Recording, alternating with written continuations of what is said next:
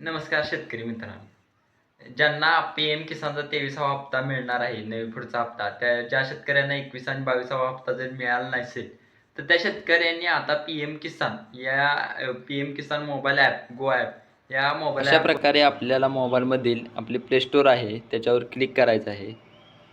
Play स्टोअरवर click केल्यानंतर इथं search option करायचं आहे. इथं PM टाकायचं आहे, PM किसान. PM किसान असं सर्च करून टाकायचं. PM किसान GOIL गोल म्हणून असं ऑप्शन आहे, त्याच्यावर क्लिक करायचं. इथं इन्स्टॉल करायचं आहे.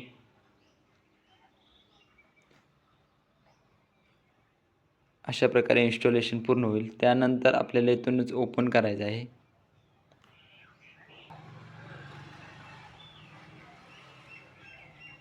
ओपन केल्यानंतर आता आपल्याला ॲक्सेस द्यायचा आहे.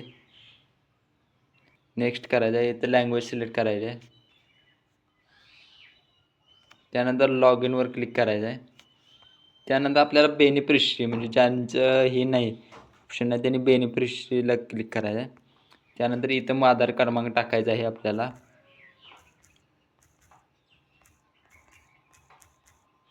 आणि इथं फेशियल KYC हे सगळे ॲग्री करून स्कॅन पेस्ट करायचं आहे.